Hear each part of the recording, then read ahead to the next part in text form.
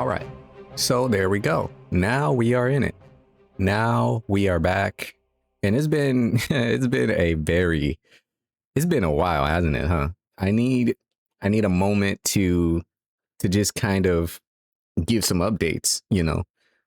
Previous episode we covered the attention economy in two parts, right? And I can't thank the amount of support that we got for that, which was unexpected, unprecedented, really kept me going throughout this month. And it made me want to figure out what this episode would be. And I think we finally have a solid ground for a really phenomenal episode, if not better than the previous episode. So if you haven't seen the attention economy, right, how your brain is the product, episode 46, part 1 and 2, hey, just go ahead, take a moment, check them out. You'll love it, right? But if you have and you're here, welcome back. If you enjoy this type of content, if you enjoy listening to this, I don't even know if we can really call it a podcast. I don't feel like this is like any other thing I don't think there's any other podcast that is doing things the way that we do it here. But if you enjoy the videos that come from this channel, if you enjoy hearing these complicated conversations and topics and insights, then go ahead and leave a sub, leave a like, leave a comment, you know, leave a presence, I guess, is the goal. So that way I know, we know, the world knows we're not alone. And that's pretty much part of the theme of this episode. You don't want to feel alone. Previous episode, we talked about the effects of social media and screen addiction on not just teenagers, but young adults, and how that has impacted them over the course of years. It to be so, but you have blood on your hands. Come together through your leadership, Mr. Chairman, to pass 5 bills to deal with the problem of exploitation of children. Social media, all of it, it's a wonderful thing to connect with people over long distances. However, when that thing starts to be exploited to then promote sex crimes, hate speech, violence, fear, anxiety, just the lack of human progression, you have to change it. We're not saying get rid of it. We're saying change it, fix it, improve upon it. Don't say that it's not your fault or that there are things that you have done, because no, you haven't. There's not enough when there are 20,000 teenagers dying because of social media. You're not doing enough. This episode, we're going to go into that directly into that mental health mind space. I think I will put a warning up. I think I will put up that warning at this point, because we will be getting out into the more serious implications, more serious topics and conversation. I watched a PBS doc called Hiding in Plain Sight, Youth Mental Illness, made by Ken Burns.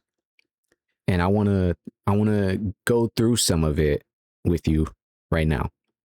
Over 20 young people, ages 11 to 27, talking openly about what it's actually like to live with mental illness, depression, anxiety, addiction, suicidal thoughts.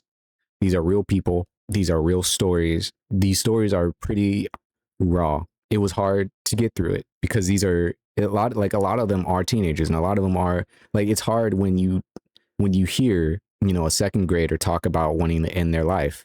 Like it's an unnatural thing. It really struck me at trying to understand how we get there. And it's a clever title, I guess. How we show up and how we function, and how we can look fine, or how we can say we're good, or how we can say we're doing okay. And no one knows that that's just simply far from the truth. This week, there's been a lot of cool things that I've been able to kind of observe, and that notion of hiding in plain sight in terms of mental well-being, not just necessarily illness, but mental well-being. You know, it is important to kind of keep that in mind. I think that's part of how we get to a level of peace, is that knowing that there is pain with peace. I think that you have to understand that you aren't alone in either of those cases, whether it is a search for peace or a relief from pain. You can't achieve either alone. You have to recognize that there are others, and once those others recognize that you're there and that they're there, it's something uncanny in the conscious existence of maybe I don't know. Is there some level of synchronicity? The phrases of like misery loves company, hurt people. These are all these things, right? There's a way in which we all experience these two dichotomies of peace and pain, or love and anger, or whatever, that makes us who we are. In this documentary, they even say like having a mental illness is what makes us all human, because we all struggle with something in some way. It has to just be a part of existing, right? And so once you understand that, it becomes a lot easier to navigate, because it's not about saying what normal is, or feeling like there's something wrong with you, but being able to find the solutions and the toolkits, I think, are what makes you understand this is just part of life and there are ways to overcome it. I recommend the full documentary. I believe you have to buy it on the PBS website, right? But it's 100% worth if you are trying to gain an understanding and insight into this topic. So here we go. All too often, they are called nuts, crazy, out of their minds, labels that perpetuate stigma and isolation. Even professionals debate what to call it: an illness, a challenge, a disorder. But that doesn't change the way it feels, how it affects everyday life and relationships. I do feel like once people find out you have a mental illness, they just sort of treat you a certain way. People often say, "What's wrong with you?" instead of "What happened to you?" No, they really don't care, like how we feel, how I feel, and it gets to me a lot. Mental illness is in fact a disease, a complicated and controversial one that has been a part of the human condition for thousands of years. While there are now hundreds of diagnoses based on all kinds of symptoms, the experience and the treatments are different for everyone. I do believe that this is a very personalized illness. It's hard for people to really compare one person's experience with another. That's often what keeps people from getting help, because they think, oh, well, it's not that bad. Well, compared to who? When you're suffering, it's hard to know what to do, and even harder to find help. It affects all ages, in families both rich and poor, healthy and dysfunctional. It most often appears in childhood and teenage years. Trauma can be the trigger, from personal crises such as divorce and neglect, to environmental disasters, racial injustice, and pandemics. But the first and often most difficult step is to simply start talking about it. On this planet right here, we all have problems. But that is the great thing about the human race. Most people understand their problems and they work on it to get better. But sometimes you might need just a little bit of help. Someone to help get your life back on track. Because you are the one who defines your life. These are the journeys of more than 20 young Americans from all over the country and all walks of life, who have struggled with thoughts and feelings that have troubled and at times overwhelmed them.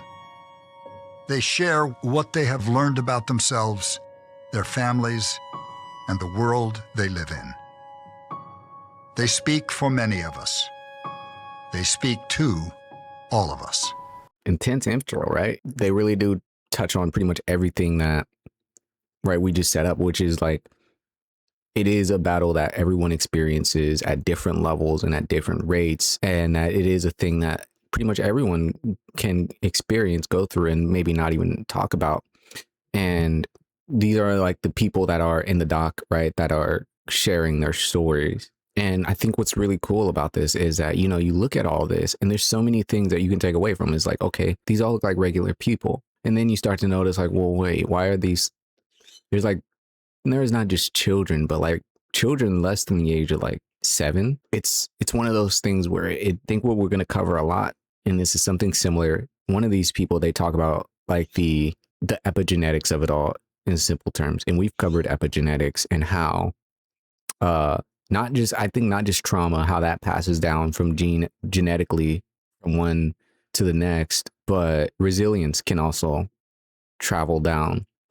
And that's something that we touched on and something that I've always reflect on, even since that episode, when kind of just listening to the situations and conditions about slave decks, you know, right? And when you go back far enough, right, whether you're Black, whether you're Hispanic, whether you're white, Asian, whatever, you've experienced some level of suffering at some point.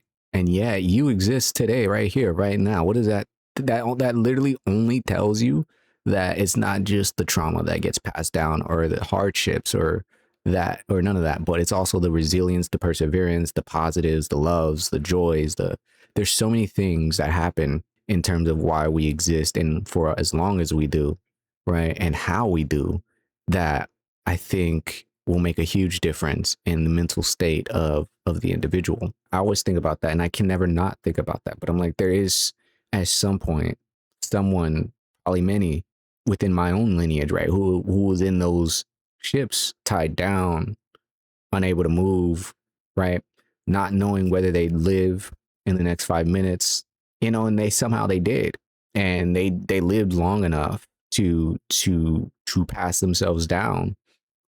Everything about them is really hard to fathom the amount of perseverance that those people would have to have. And to know that that's in you too, I think is what gives me strength, at least, is like, you can do this, dude. You can do it, because if you go back far enough, there are people who have gone through so much pain and devastation that if they can walk up, if they can get up and keep walking, I think you can too. And so that was what stuck with me. There's a lot of people in this image. There's a lot of stories. There's a lot of people, and all these people at some point or another have felt like they can't. And I'm like, I get it. I get it. A silent battle is 100% the enemy of life, I think. When it comes to mental illness, there is nature versus nurture. The nature side is you were born with it. It's just in your genes. Whereas nurture says it was all about your environment and what you were around and what your parents did or didn't do or what was in your community or not. And what we've come to understand, it's not an either or at all. What happens to someone impacts how their genes are expressed. And that's epigenetics, right? It's crazy. I love how, bro, I do love, okay, this is where it's not planned. I didn't plan to say that and then that be the next part of the timestamp, but it is. I didn't plan that, you know? But she did say that, right? Like, it's not nurture versus nature. It's a combination of both, right? The environment can shape the genes and the conditions can shape the genes. You know, like I remember when I was looking up like not epigenetics, but eugenics or whatever, like like what that whole situation was about. Genes are passed down from parents to offspring, often determining traits like hair color, personality, and even eye color. My genes are blue. Sydney Sweeney has great genes. And it was all based on such like elementary grade level of science and understanding of biology that it's hard to believe that this is where a lot of our basis of understanding comes from, right? This is where racism comes from, but in a more expansive sense, as we get through more and more of time, we kind of come to these information and these notions of, okay, it's not just the environment and it's not just the where they came from. We have to ensure that it's the environment that is not only safe, but it's safe for the individual in which the genetics that they have, right? Like when you think about it in a simple sense, one of the common things for Black boys, right, is being disruptive, whatever, being misdiagnosed, talked about quite often within the education system, right? And we assume that it's because of their environment. We assume that it's this or we assume that it's that without taking into consideration that you know, it's a lot of different factors playing into what makes Black boys difficult in the education world or whatever. And that's not always the case. Not every Black boy has an issue in school, right? But if we take a look at the history of Black people, just genetically, and then you also take a look at the conditions in which Black people reside in just over the past, let's say, 30 years, and all these things, and you start to put them together and you're like, oh, well, wait a minute. Wait a minute. It's very clear when you start to see it's a combination of it all. Because for me, I'm like, I think it makes a huge difference. It makes a huge difference if your parents read bedtime stories to you versus if they don't. Because there's a number of reasons why they don't, right? If one of those reasons is, oh, because they don't have time. Imagine the kid attaching that to themselves and saying, my parents don't have time to read me stories. What does that happen? What does that kid grow up doing, right? What do they end up thinking, becoming, feeling, whatever? Maybe they become more independent. They read their own stories. Maybe they decide to write their own stories. Maybe they decide stories aren't for them. Maybe they feel like they aren't loved enough. You know, there's a million different thoughts that happen. It's not a way to blame the parents or anything like that, but it's a way to observe why people develop into the people that they develop into, I think, because we don't consider that as something important. Not all the time, but it is. It's very small things that happen to babies and children and adolescents that very much shape the type of person they are on the inside, right? And we're so worried about the type of person that they are on the outside that it's so easy to forget. Levels of words of encouragement, affirmation. There's a combination of things that you tell children that very much dictates what their next move will be. And it's so important because their next move determines their future. I hear all the time. One of my coworkers will say that she understands, well, she doesn't, but she thinks she understands why this generation feels like they don't have a future. You know, she says because we can't afford homes, jobs are this and that.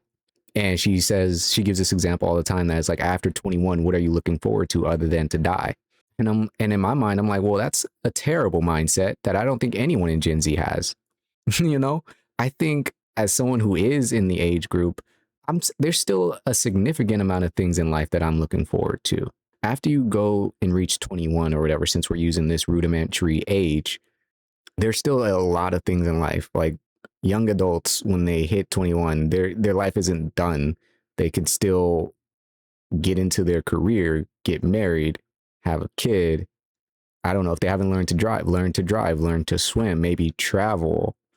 You know, like there's literally the world at their feet. No one who just turned 21 is depressed and only looking forward to die because there's nothing left in life. That's not the rhetoric. Usually if you are ready to end your life, it's much more significant than that baseline of Gen Z not having a future, because we can all agree that we feel like there is no horizon, no future or whatever, but it's not the say all be all, right? And it's not us just dreading a certain age where it's like, okay, that's it now. No one's looking like, I don't know anybody who's a teenager or a young adult, like when they were growing up, where it was like the only things that mattered was turning 16, turning 18, and turning 21. Those are not the only things that mattered. And they aren't even now. I think she has a very strange perspective on what she thinks young adults care about, what this generation cares about in terms of their life, because we care about a lot more things than just being able to turn 21 and being legal. To me, that observation says a lot about why this generation feels anxious and why this generation feels alone. It's because people like that are not paying attention. They don't think that we have more in life that we want to achieve. And the problem isn't that we don't, is that every time we do, it's the older people that are fucking up the world consistently, making it impossible. You know, like when we were children, we didn't make the housing crisis fuck up. You know, we had nothing to do with that. We had nothing to do with ruining the healthcare system. We had nothing to do with making, with eliminating all these entry level jobs or none of that. I was in 7th grade. So I'm like, the problem isn't us. we've literally never had the opportunity to even experience the opportunity. You know, we have to create it and then go and chase it, right? If content creation wasn't a thing, I think a lot more of Gen Z would be worried, because at least now that avenue has been created, it's so much easier for them to be like, okay, well, maybe I can go and do this. Maybe I can go and start a YouTube channel. Maybe I can go and get really good at marketing. Maybe I can go and get really good at graphic design. They can take the things that they like and they've created an economy with it. So Gen Z after 21 has significantly more to look forward to than previous generations. The issue isn't that. The issue is the accessibility to what they're trying to achieve. You know, when you're 40, how do you think you understand Gen Z better than they do? You don't. You don't. You can't. It's impossible. You could try. I feel like the world that my generation is inheriting isn't a pleasant one.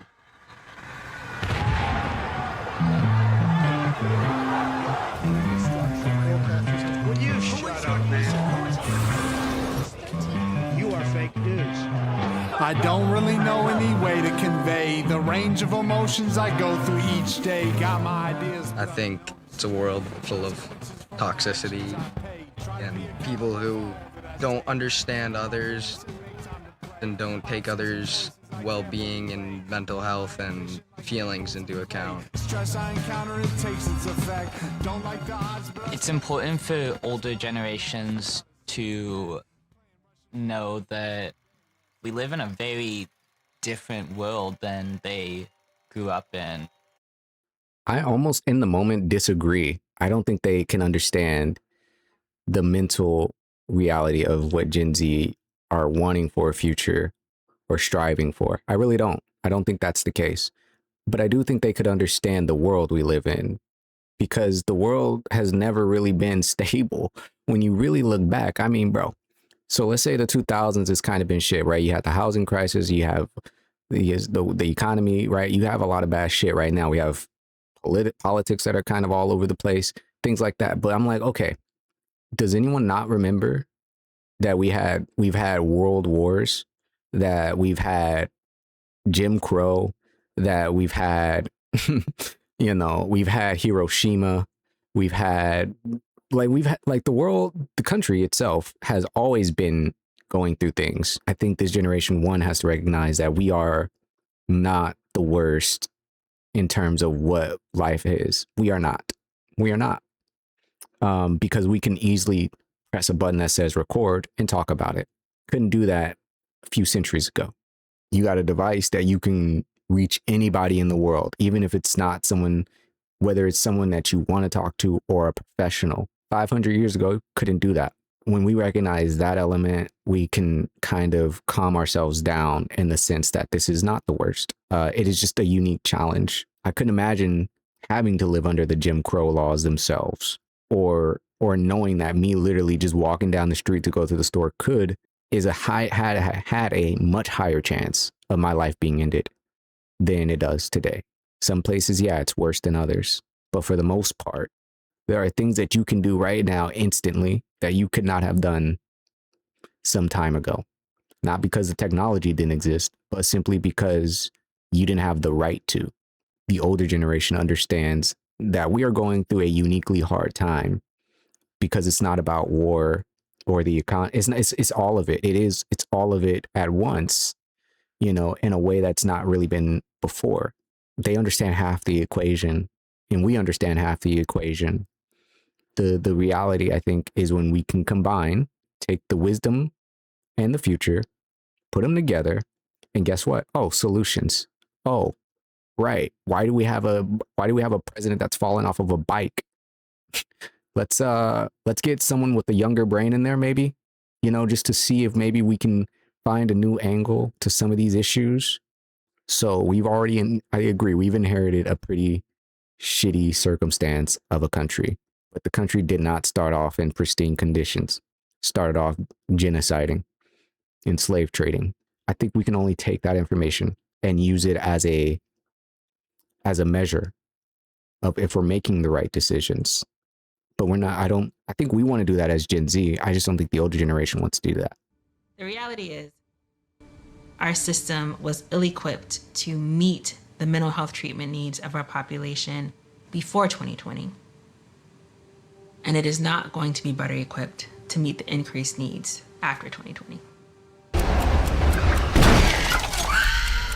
Jesus. Fucking horror movie.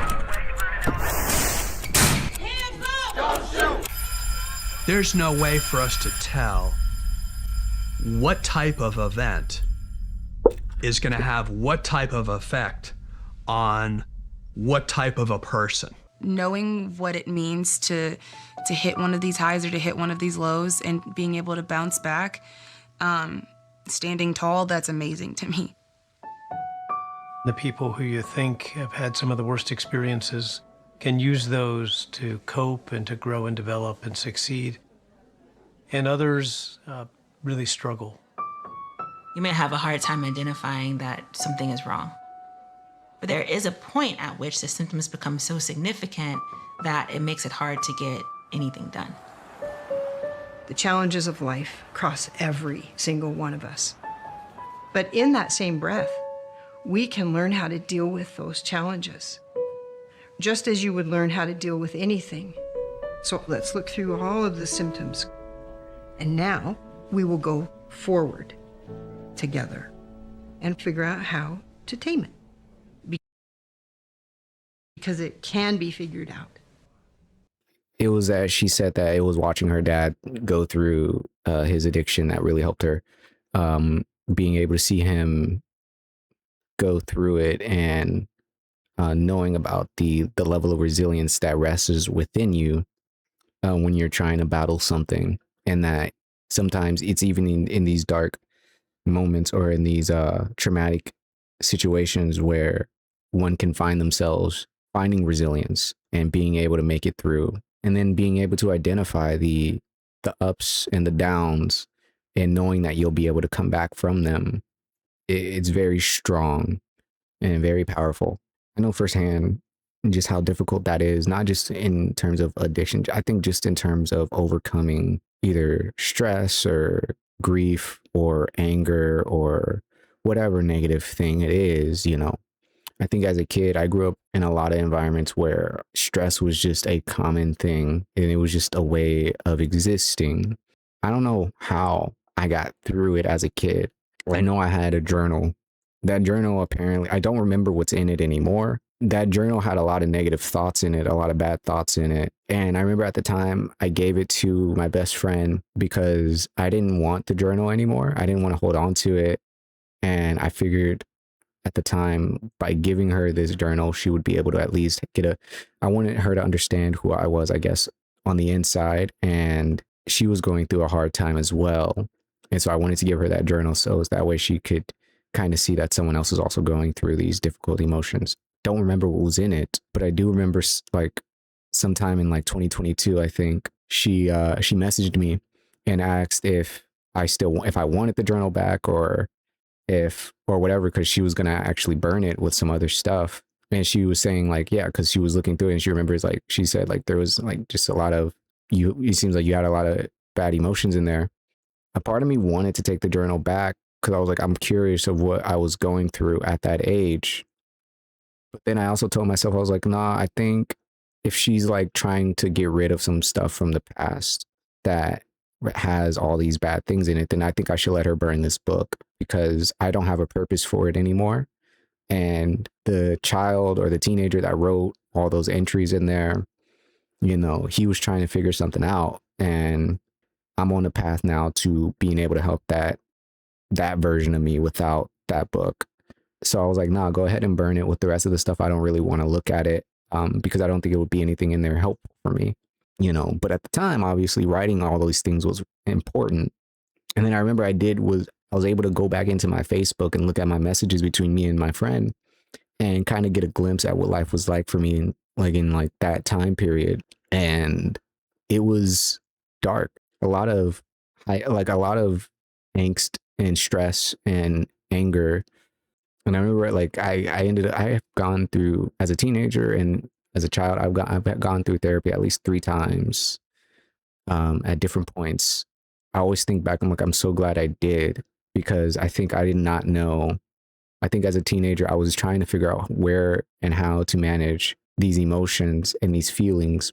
And I didn't know a way to do that, because you don't grow up as a Black man knowing how to manage your emotions.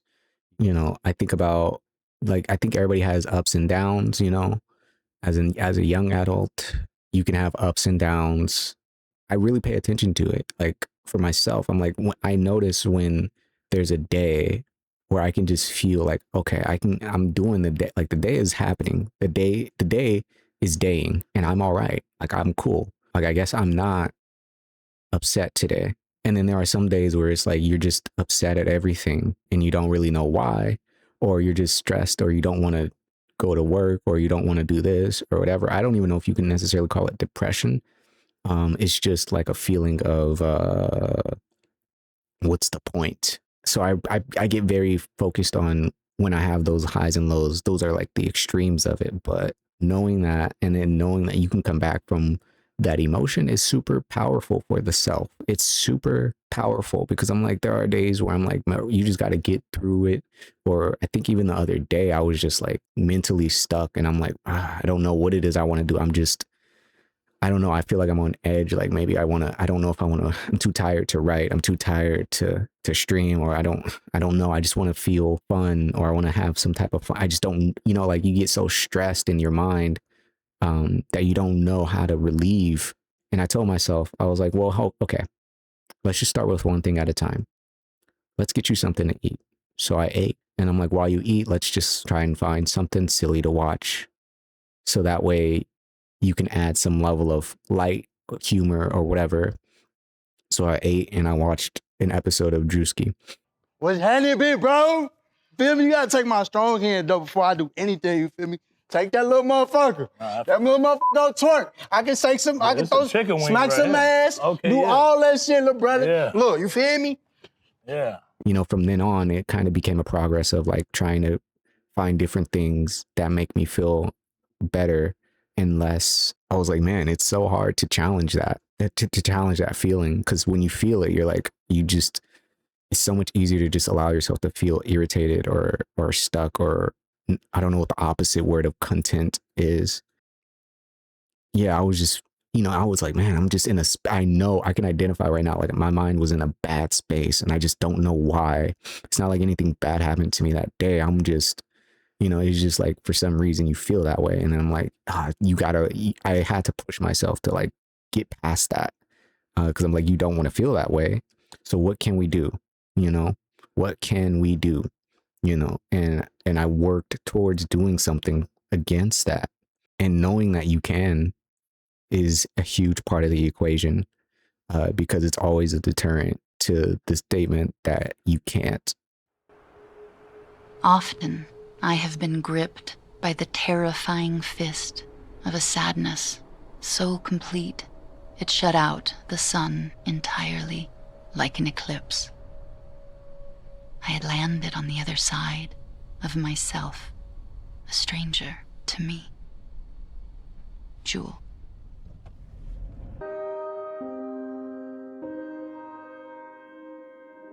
People's experiences of depression can manifest with feeling sad.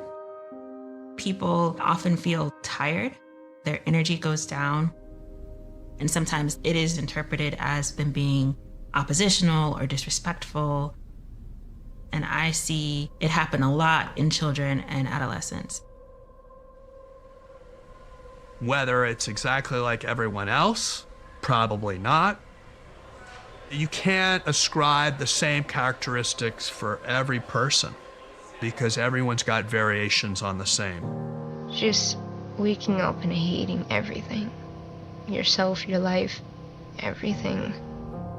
The feeling is being pulled into like quicksand. There's always something pulling you down and holding you in that dark spot that you're in. You have these highs where you feel like I'm in tune with all my creative powers, and I would sit down and I would work on a painting, and I'd kind of be transported into this time and space where time and space didn't really exist. I was just focused on the art. Painting drawing, comics, anything that has to do with expressing yourself, I'm all for. I love making music, videos. But there's also that depression that sets in, that crash that happens after the mania. And this all happens over and over. I was just hyperactive all the time as a kid. I used the phrase, there's a war going on in my brain. That was the only way that I could make sense of what was happening. I would act in a way that I knew was inappropriate or unnecessary, but I couldn't control those feelings. And then towards the end of middle school, I found drugs and alcohol, and I was able to like silence the war in my brain. I think what I can relate to in that is I remember as a teenager, what I remember the most was it felt overwhelming. Like I was overthinking a lot, or I don't know if it was overthinking, but I had to add a lot to think about for a lot of different reasons. But a lot of it was a fear of messing up or failure. And there became this, but like just a constant back and forth in my own mind, which was why I end up journaling things out, because I felt like there was a part, I had to put it all, I had to manifest it all into something, because it was too much to just be in my own head and nowhere else. I remember that's when I had to do all that, because it helped manage my emotions. The first time I got like, the first time I took edibles, right? Like I've shared this story with friends, and if we want to look at it from a more of a mental health state, I remember what happened basically was the first time I took edibles was like, it was high school, but it didn't do anything. Second time took way more than I was supposed to, I think. Well, yeah. And then went through the experience. And then afterwards, I felt pretty good. I felt pretty all right, like about myself. But even now I would describe it, almost the exact same way, in a way of like, it allows me to calm all those thoughts down. Between that and smoking was alcohol. Alcohol was the first time I realized, oh, I might be abusing this thing, and I'm noticing it, how I'm using it, and I don't like it. And then I went to go talk to a counselor, luckily, and he worked with me on managing that, because the issue for me wasn't like, I don't want to drink. It's not that I never want to have a drink, but I don't want to feel like I'm losing myself every time I do. And I'm like, I don't know how to stop that. So he worked with me on how to do that, and worked with me on like how to set limits for myself, understand when I should stop, and understand what the conditions are. And through that, I'm like, now, oh, I can have alcohol and it's all good. Like I never have to worry about going too far, or or blacking out, or like feeling these intense negative things. It's like, oh, now I know how to regulate myself with that. And if I didn't take those steps, I would have a lot more problems with alcohol.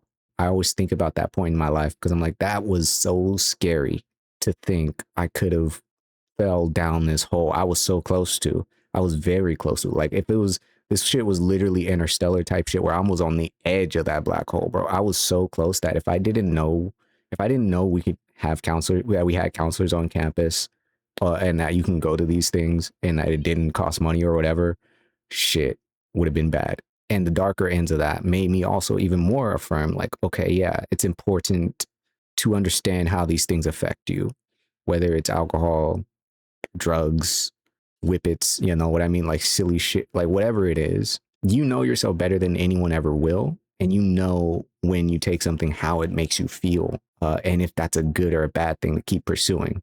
There's a little feeling that goes off. It's very small, very subtle. It's easy to miss, but you'll feel it, and you'll decide in that moment if you want to keep going. And I'm like, you got to be strong enough to tell yourself no, just because it won't lead to anything good. It was a hard time, but I'm grateful for the resources that were available. I don't even think my friends at the time I don't think they really knew. If they knew, they never really like spoke to me about it or anything like that. I could have ruined a huge portion of college by not getting help. It's hard whenever you have to balance things like work and school and other people even. Anything can trigger, your whatever you've got going on, really.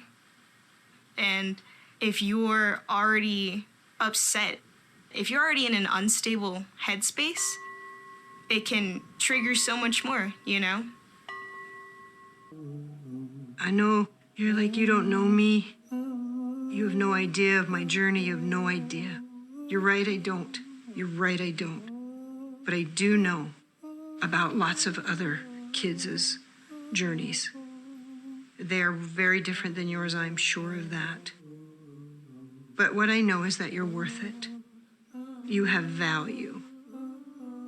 You are worthy of love. You are worthy of being alive. You're fighting this fight that you truly have no idea whether you're going to win or not. You're beyond courageous. You're beyond courageous. And you're stronger than you know. So keep the fight. Stay strong in your resolve because you're worth it. There's a whole life out there just waiting for you. Next time. I think Almost got me crying until that next time popped up, Like, it's so, I wish they didn't have next time, like, just leave it on the damn sad note. You almost got a tear out of me. Not happening now. I can't say if there's ever been a point in my life as a child where I wanted to take my life, or I felt like I could try it, or for me, it's always more so just been a desire to escape the pain overall. I've always wanted to escape the circumstances. For me, I think that's what's hard to do. I think as a Black man, it's hard to do because the circumstances is the conditions. And I'm glad that I've grown up to recognize like what I'm feeling on the inside. It's not just what you experience growing up, but for me as a Black man, it's just the realities of being a Black man and kind of being able to learn that and know that you're not the only one, to hear different stories, to know the history, to know where you come from, and everything about it is what I think allows me to find a way forward, just because it's like understanding that these are emotions and things that we're always trying to figure out within ourselves. But it is the fight and the desire to figure it out is what makes it significant. When I'm like, it is these things that are designed to tear us down is exactly why we continue to keep rising up. And knowing that gives a certain level of spiritual power, I think, that can't be matched. What's strange is when we say the words mental illness, we think that there's something obviously wrong with someone. That also includes things like anxiety and depression, overstimulation or stress, because like you're not mentally well. So we've used the words, I think they are the same thing, mental health and mental illness, because when we can look at it that way, then we kind of understand that the situation that Generation Z is in, if we can all agree that they are the anxious generation, they are a generation with a mental illness then. And we should be doing a lot more work to try and heal that instead of just acknowledging it. Everything that we've talked about in these past 2 episodes, I think, show that, right? It's not just about the screens. It's about the data of 20,000 teenagers dying a year and how we get there and why that number is so big and what are we doing to make that number 0. It's so many factors. It's not just the education. It's not just the parents or the household, the community. People have to be able to identify who they are. And I think when we can't do that, that's when it starts, is when you start to question who you are. Like that girl who, like, she got a plate thrown at her for a Peeps, like that child shouldn't have to question who they are for something like that. But if it's that small and it can happen on that level, then we need to do better, I think, overall. So I had an idea. To do something that I thought would be a good way to take these questions about how we develop mental health, both good and bad habits, all these things. Like, what if you can get a handle on both sides of it, how much of it would you be able to manipulate? And so I went 2 weeks on a mental health observation, and it was a way to, I wanted to spend 1 week of doing bad mental health habits and then 1 week of good mental health habits. This did not happen. The first attempt at even just wanting to start the experiment completely flopped because of all the good things that really kind of kicked off the week. And so I had to pivot the experiment where I still wanted to manage, but I couldn't do it in the way that I initially set out. So I decided that I would just observe overall, like mentally. I could have wrote shit down. I didn't want to though.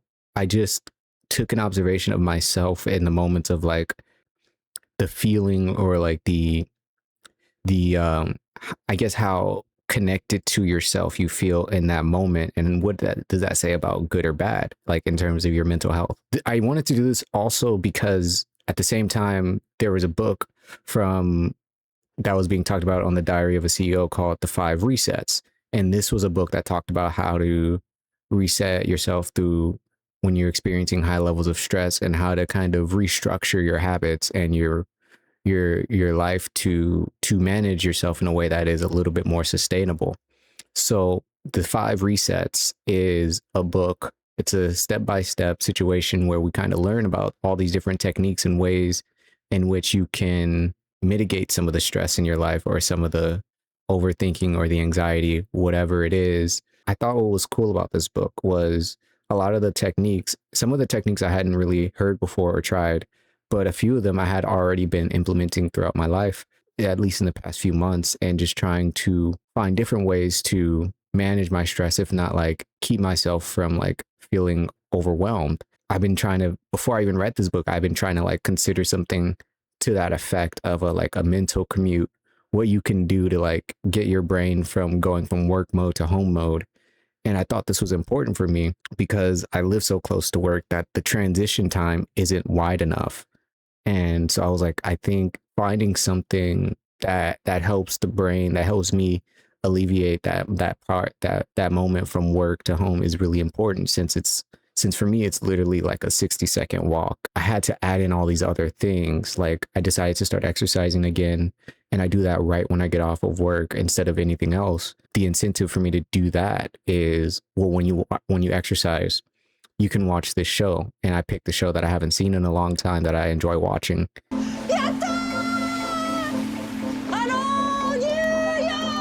And so therefore it's working on all these different levels, because now I'm not only able to watch this show, I'm also getting some exercise in, and the show episodes give me insight into like how many days I'm exercising, right?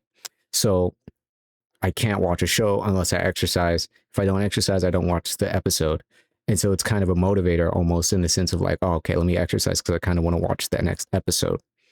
It's been so much more of a funner task than a nauseating one or stressful one or whatever. It's just like, I'll do it because I kind of want to watch the show. You know, I'll usually finish the exercise before the show anyway. So I didn't think I had enough time to do all this stuff when I incorporated exercising and reading. At first I was like, there's no way I have enough time to be able to do that, focus on some writing, get a stream in if I need to, and all these other things. But then it was like, oh, I was able to do this in 30 minutes or so. And that was like not that much time. I learned like the way we can perceive ourselves and the amount of time we do have. It is easy to say you don't have enough time for something or to fit something into the schedule, but there is always time. Time is always very, in my opinion, very flexible in terms of what is and what isn't possible within a certain chunk of it. You just have to kind of be more in tune to what you're giving your time to across the board. And so the book kind of gave me more of a roadmap of how to keep doing that. and know you're doing it with results, I think, because there are results in all these different areas, you know, and it allows you to do everything while still making sure you're taking care of the most important part of yourself, which is your brain. It says the trigger question. When you caught yourself in a bad habit, what was the real trigger underneath it? Stress, avoidance, loneliness, what pattern showed up most? It's like not knowing how to do calculus. It's just frustrating to look at because it's an equation that you don't know what's going on and your brain can't make heads or tails of it. That's what it felt like. And so then I just decided to stop trying to make sense of or feeling of or getting that itch of like making sense of something. And I just kind of allowed myself to not understand.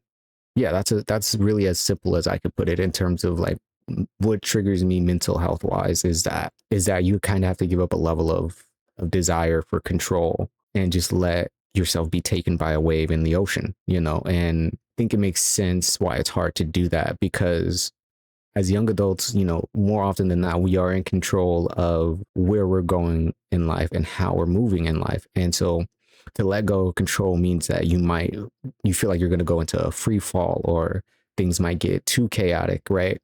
And so I think as young adults, that's what we're trying to learn within this age range, is how to be able to loosen the reins on what your life is supposed to become, maybe, you know, like there's something to it.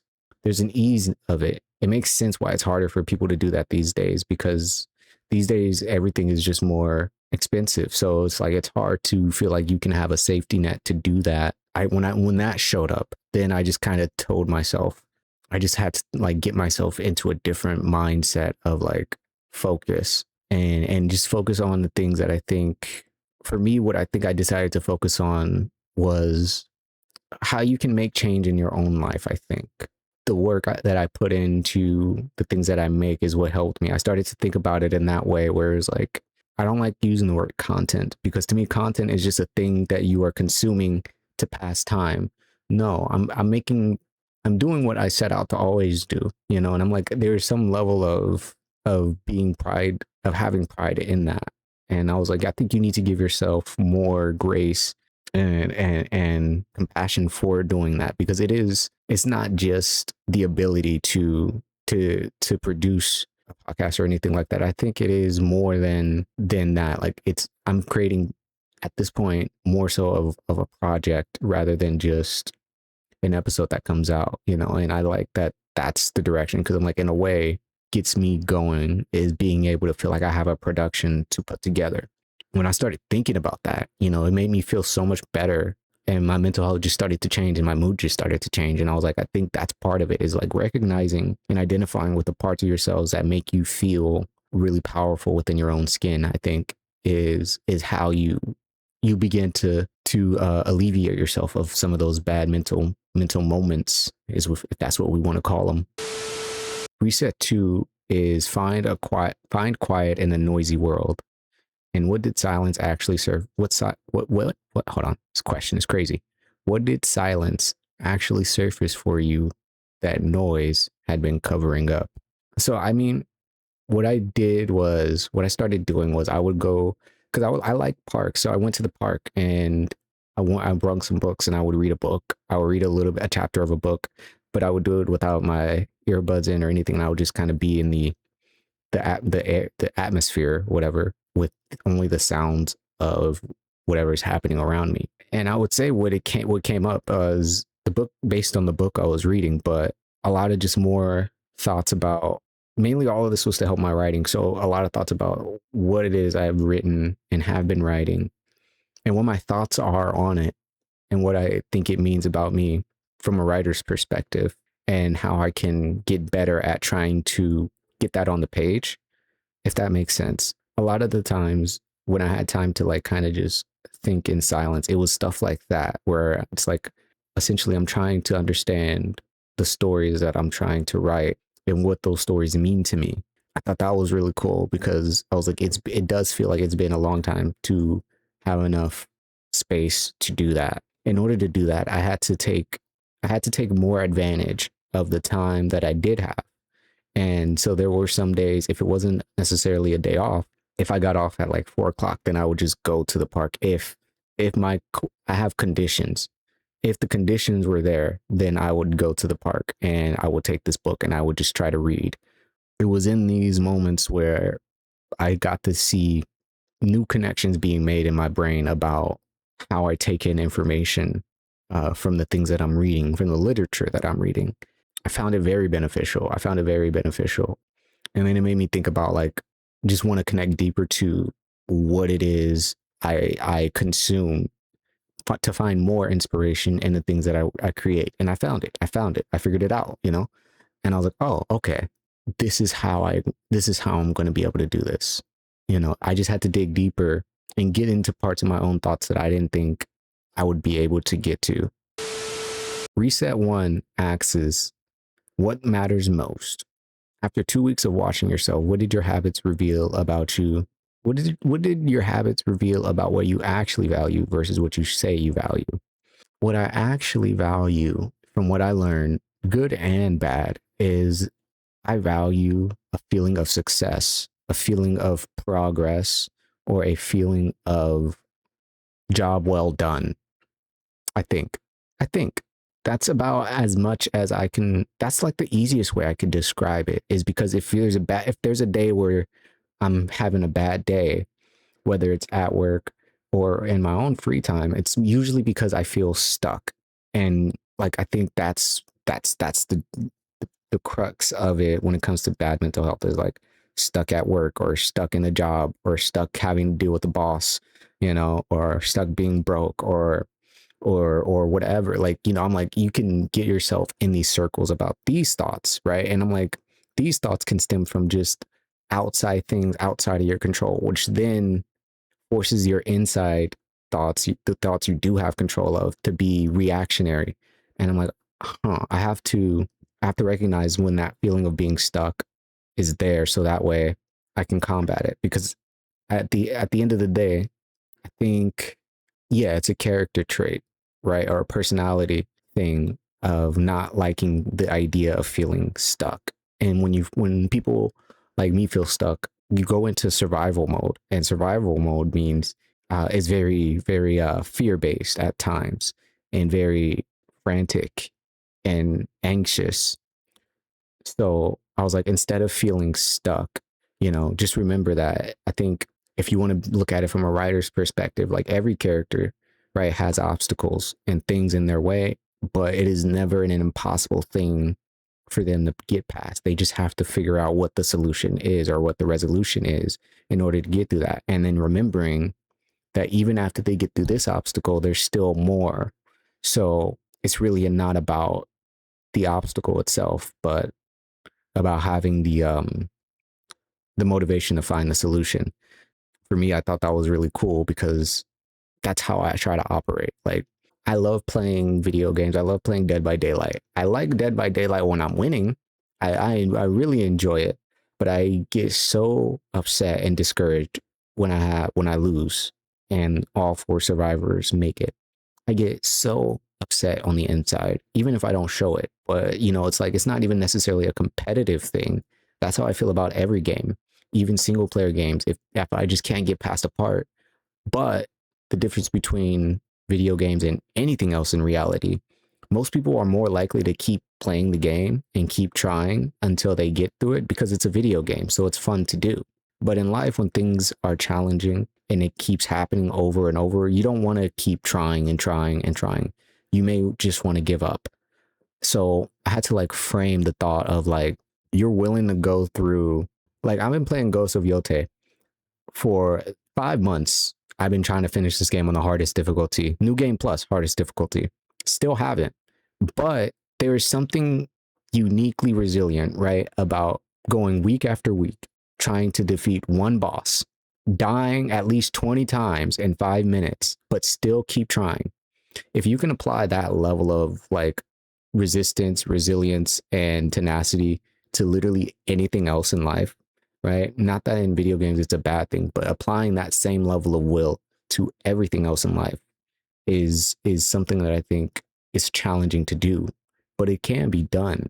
And we use these examples all the time, even in writing, right? Like you just have to keep trying, keep writing, keep doing drafts, keep going for it, because that's the only way progress forward gets made. And so that's what I thought about. What matters most is if I value progress versus feeling stuck, then that's great. I would normally say I value a sense of peace, but I don't think that's necessarily true. I think it is the idea of progress rather than peace, because I don't ever want to be done. I want to keep having new challenges to overcome, whether it's like within myself or within my writing or my career or whatever. But I'm like, that's the feeling that keeps it exciting, right? Like learning how to get to the next level of what it is you can do, to me, is very valuable. So I would say, I would say what I value is peace, but what I actually value is progress, and knowing that you can make progress. I guess is value and knowing that you can make progress. If you felt like you couldn't make progress, then you turn off the game, right? But if you feel like you can do it, you're gonna keep trying. That's what's crazy. And that's what I noticed throughout the 2 weeks. I was like, that's what's crazy, bro.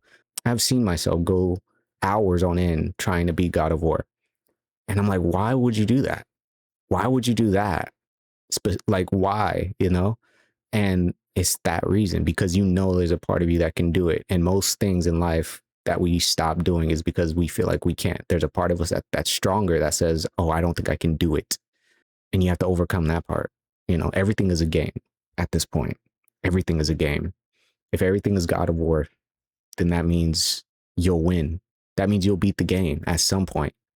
You just got to decide not to quit, maybe take a break, maybe give it some time, and then come back and then knock it out of the park. That's it. There was no way I was going to do bad mental health habits. Not really. It was just physically not in the cards. What I've learned most is like the ability to own your own body.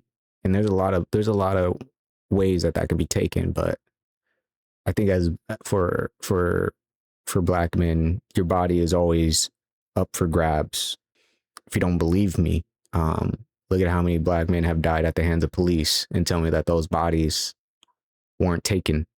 But the mind is also something that can be taken from you. We've talked about the attention economy, right? We've talked about how you can be pulled and distracted and things like that. But I think on a more deeper level, then it's like you could lose, I think, some important parts of yourself. And it's not necessarily that they're lost, but they could be misdirected, So, yeah, I think those are dark days. Is days where you are stuck, lost, or maybe misdirected. What hasn't worked, things that felt like help but were avoidance. I don't know. I think it's a fine line between routine or control, because I feel like when the brain becomes too aware of, this is weird, right? But when the brain comes into too aware that it's being controlled, then there's a level of resistance to that. If I keep trying to force myself to go to bed at a better time, then I'm just going to keep resisting that need to go to bed at a better time. I'm like, there has to be a level of freedom and desire, I think, for things. It's hard to balance it. I think there's a fine line. Like, I don't floss, maybe I should, but if I try to floss, maybe I really won't, because I actually don't want to. I don't know. But I'm like, those are the levels of resistance I think about, of things that don't work. Everything I've tried has stuck. I still exercise. I may not do it every single day, which is fine. I at least make sure I do it enough. I don't go a week without doing it, without doing it at least twice.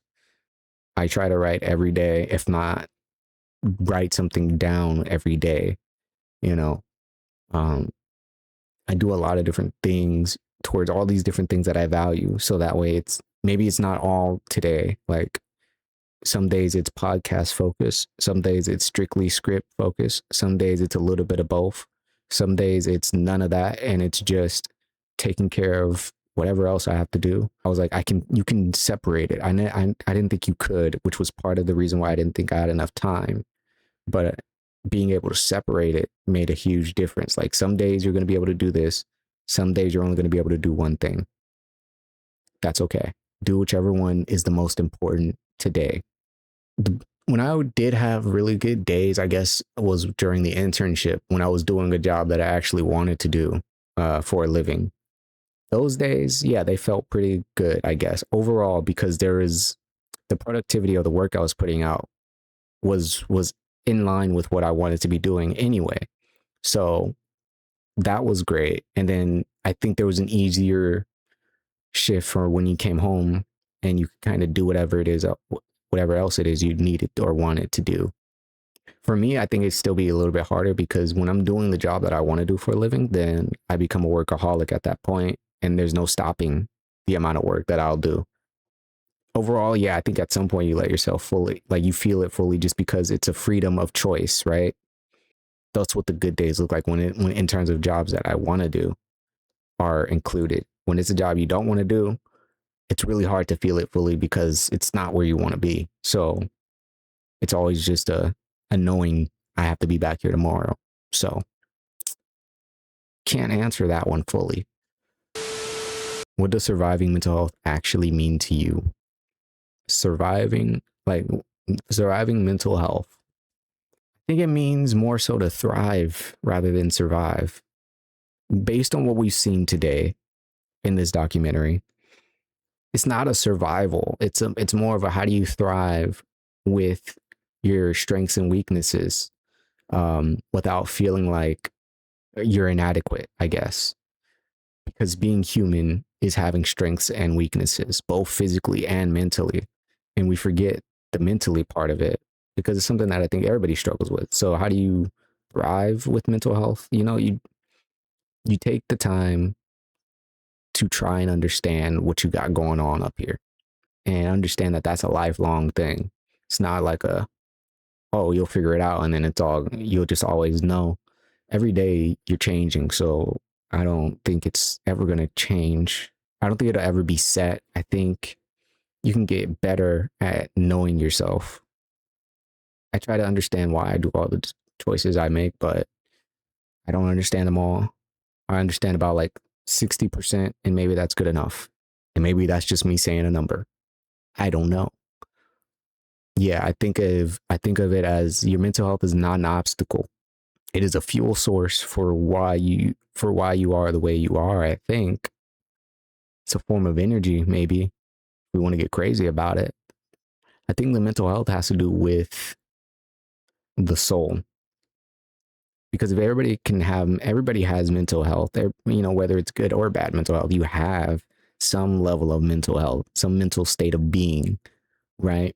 And I think through that, knowing that, to me, lets me know you don't survive it. It is, you exist within your own set of mental health capacities. And it's up to you to uncover what those are, good and bad. It really is. It's up to you. I think if you're someone who's been diagnosed with a mental illness, that's a different conversation. But most of us have the power in our hands to identify our mental health state and decide if we're living within the goods or bads of that, and if what it takes to try and alleviate that as best you can. Like I said, I think I value progress more so than anything. I hate feeling stuck. So I choose not to feel stuck in understanding my own self. It's the only thing I don't think I'll ever get bored at. So that's what I think it means. That's what it means to me. I guess that's the whole, I think that's the whole episode. I don't know what the next episode is going to be about. I don't know what I think I do.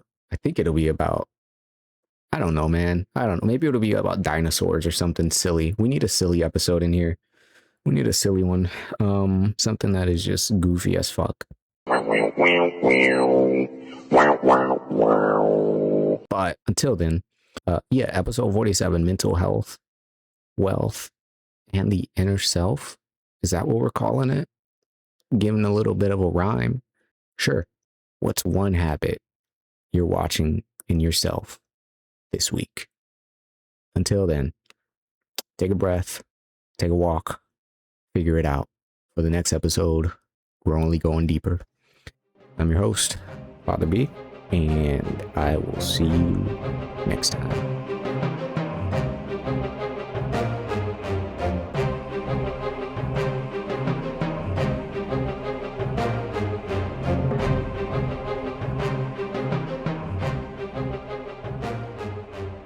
A silent battle is 100% the enemy of life, I think.